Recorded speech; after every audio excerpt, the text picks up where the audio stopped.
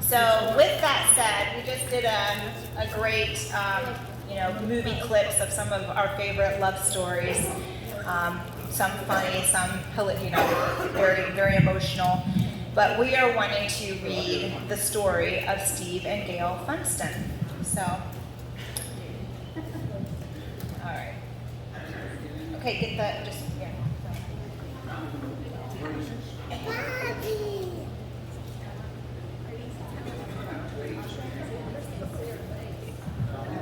There was no dress rehearsal. This is all, you guys are part of our dress rehearsal. Oh, that's good. Thank you. Yeah, that's good. Yeah. All right.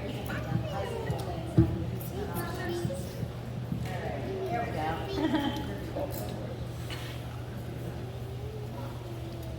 All right. Once upon a time, November 7th, 1940 to be exact, a baby boy named Stephen was born in the land of Chicago, Illinois. He was born to Donald and Virginia Funsten. They raised Stephen and his 3 younger brothers and sister outside of the city, first in the suburb, Palos Park, and then in Joliet. It was here that Stephen met his first love, music. Later, he would meet his true love, Dolly Gail Hager, and his ultimate love, Jesus Christ, his Lord and Savior, but we're not quite there yet. Stephen grew up and made many memories that would resemble a Norman Rockwell painting. He would spend a lot of time with his friends, riding bikes all day until he was called in for dinner. In high school, he greatly enjoyed being part of the Joliet High School band, which was nationally known. He had an especially strong relationship with his grandparents, Daddy Steve and Nanny, who took him to Catholic Mass faithfully and introduced him to a genuine faith in God. Stephen grew into a fine young man. He graduated from high school, attended college, and earned his bachelor's degree in music education from Northwestern University.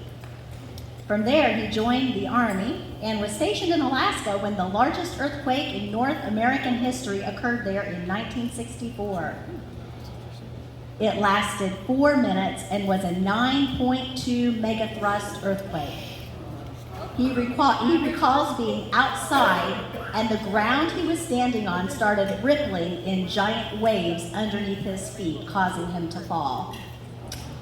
From there, Stephen went back to Chicago and sold insurance for a couple of years, until he decided to put his degree to good use and go into music education.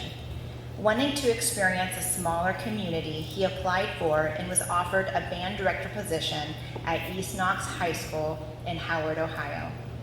The summer before he started his job, he enrolled into a 4-year summer school master's program at Northwestern and started working on earning his master's in music education. Now let's step back in time again to when Stephen would have been a 9-year-old boy in Chicago. About 500 miles southeast, nestled in the Appalachian Mountains, on December 16, 1949, the newborn cry of a beautiful little girl could be heard. Dolly Gail Hager had arrived, born to her parents, Ransom and Grace Hager. Ransom was a coal miner, and both he and Grace worked hard to provide a good life for their 14 children, in which Gail was number 6. And Uncle Gary, I believe you're number 11? All right, got it right. Life was simple and beautiful for Gail and her family. Her mom was a fantastic cook and knew how to turn cornbread and beans into a delicious feast. Her breakfasts were famous for their fried apples, mama biscuits, gravy, bacon, and eggs. Gail learned so much from her mother that would one day prove to make her just as amazing of a wife and mother to her own husband and kids. And grandkids. And great-grandkids. We've got a shout-out from the audience. Gail and her siblings didn't have expensive toys, but they had fun nonetheless. She can recall walking around on coffee cans held on by strings and catching June bugs and watching them fly around in circles.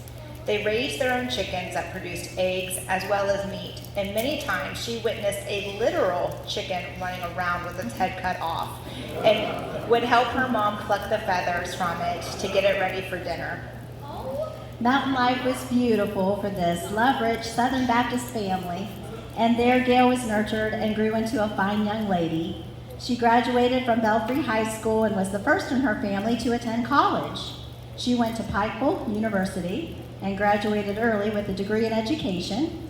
She and her two girlfriends, Ruby and Judy, learned of a country school in Howard, Ohio that was hiring, so they applied. When Gail and her friends drove up for their interviews, she noticed a young man walking across the football field to the band shack. It was then that she told her friends, "That one's mine." And again, Ruby is right here, so we're so happy that you're here today, Ruby. The year was now 1970. Steve was starting his third year of teaching at East Knox and had just finished his third summer of his master's program. He was starting to make plans to move back to Chicago. However, that September, a young, pretty new teacher was hired and started teaching, and that changed everything. They had their first date 4 months later in January 1971. They went to a basketball game at Mount Vernon High School, followed by dinner at Bland's Restaurant. In February, 1 month later, Steve proposed to Gail, and she said yes. In March, the next month, Gail spent her spring break back home in Kentucky, and while there, her parents convinced her not to marry this Roman Catholic man from Chicago who was 9 years older than her. Steve called Gail while she was there, and she broke off the engagement over the phone. He was heartbroken. When she returned back to Ohio, Steve had decorated her apartment with balloons and decorations. She was soon to be in his arms again, and the engagement was back on. Imagine there was a kiss involved in that. In April, the following month, they went to Chicago to meet Steve's family and to pick out their rings. In May, they went to Kentucky to meet Gail's family, who ended up loving Steve and approving of their marriage. 5 months from their first date, on Sunday, June 13, 1971, they were married in Kentucky at the Blue Spring Freewell Baptist Church, where Gail and her parents were members. Yay, that was 50 years ago today, woohoo! It's kind of funny, we've been so busy getting ready for this big event that we were just having regular life at 6 Claypool Drive in Mount Vernon, Ohio, and at one point I went, "Oh, Mom, happy anniversary!" I'm not even sure if she heard me. Steve and Gail had a 3-day honeymoon at Kentucky Jenny Wiley State Park Lodge before continuing their journey to Evanston, Illinois, where Steve would finish his 4th and final summer of his master's program, this time with a wife. They had a lot of fun that first summer. They lived in a very small efficiency apartment, and when Steve wasn't in school, they enjoyed their times together going to concerts in the park. They rode the monorail into downtown Chicago to Wrigley Field to catch a Cubs game. They also went to the Chicago Museum of Art and History. On the weekends, they had the opportunity to visit with Steve's parents. While Steve was in school, Gail would learn her way around the city of Evanston, which was a big change for this country girl. At the end of the summer, they headed back to Ohio, where they lived in Steve's apartment in Millwood and started the school year teaching. It was now September 1971, 1 year after they first met. On December 27, 1972, they were blessed with their beautiful baby girl, Laura Lee. When Laura was 2 years old, they bought their first home at Shane Creek Road in Howard. It was a ranch-style home across the street from their soon-to-be friends, Ed and Barb Rager, who are also here with us today. You want to raise your hands, Ed and Barb? Ed and Barb. Yay. Who I affectionately nicknamed Barb the Cookie Lady because she liked to give me cookies. 2 more years later, their second daughter, Stephenie Gail, was born on June 20th, 1977. Oh, Your it's turn, my turn. Maddie. I'm sorry. There was so much festivity over the announcement of her birth. This young family had a beautiful life at the house on Shank Creek Road. They had a large yard with a garden. Gail would make amazing meals, including homemade strawberry milkshake from the milk they would get from the dairy farm down the road. The girls had a swing set in the backyard as well as a sound system. They would play the family's favorite Neil Diamond and Barbara Streisand albums. Sure do remember that. It was a precious time. They attended Grove Church of Christ as a family. Steve played on the church softball league and taught Sunday school. Gail would help with VBS and always made sure the family would all make it to church in one piece. In time, the girls started school at East Knox, and it so happened that Gail taught Stephenie in kindergarten, the same year that Steve taught Laura in the 4th grade. This was the first year that Steve had transitioned to being an elementary school teacher from teaching high school. This was also the first year that Laura got a B. Up until that point, she had straight A's. And I'm pretty sure after that point, she had straight A's too. However, Mr. Funsten gave her a B in handwriting. And I never forgot it. The summer of 1985, the family moved to 6 Claypool Drive in Mount Vernon, and this is the home that Steve and Gail still live in today, although completely remodeled now. In the fall, Laura would be starting 7th grade at Mount Vernon Middle School, and Stephenie, 3rd grade at East Elementary. It wasn't too long into her 7th grade year that Laura met her best friend, Maria Biggs. Maria happened to have a younger sister, Haley, who was also 4 years younger than she. In time, Haley and Stephenie would become best friends also.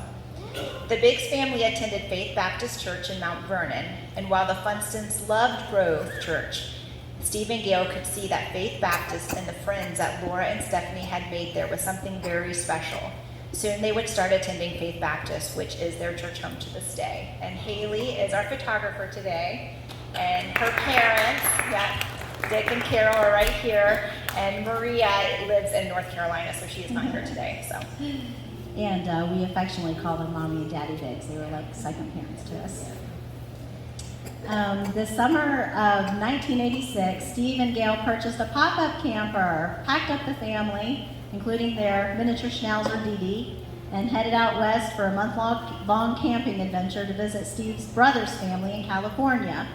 Along the way, they stayed at many KOA campgrounds and visited the Grand Canyon, Petrified Forest, Bryce Canyon, and the Royal Gorge. It was an amazing trip. Life at 6 Claypool Drive was also very special. They bought a boat in the late 80s that provided many wonderful summer experiences on the water.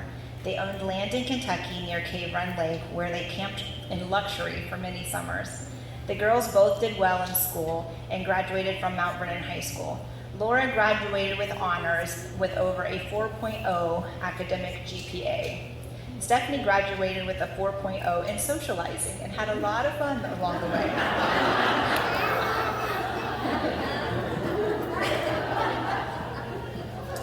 The year Stephenie graduated from high school, Steve also retired from teaching. Oh, happy day.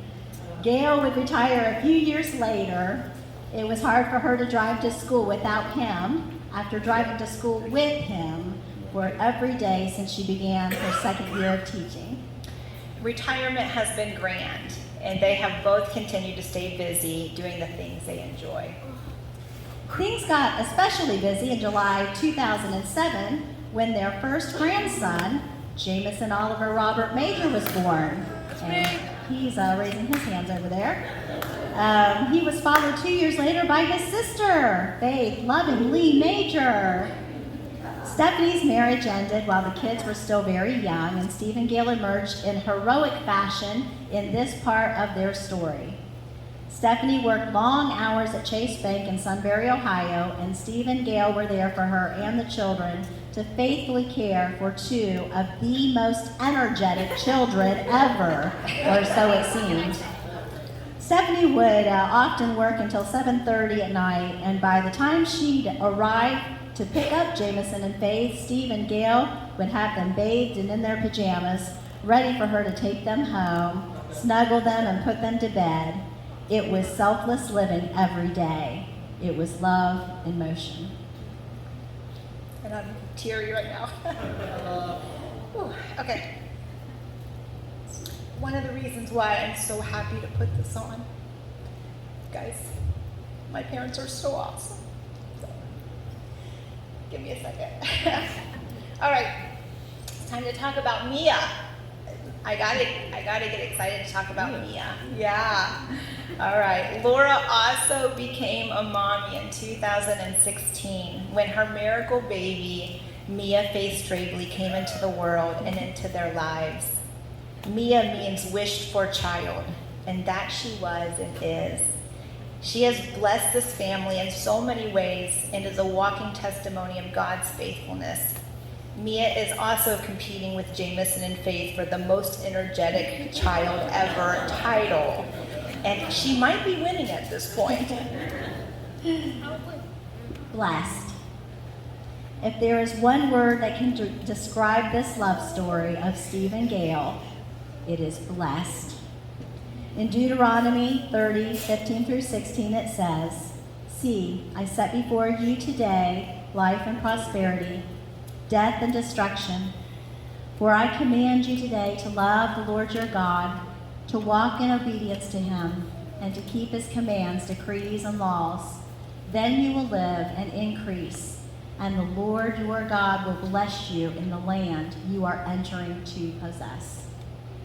Steve and Gail have not lived perfect lives. However, many years ago, they each made a very important personal decision to follow Jesus, making him their Lord and Savior.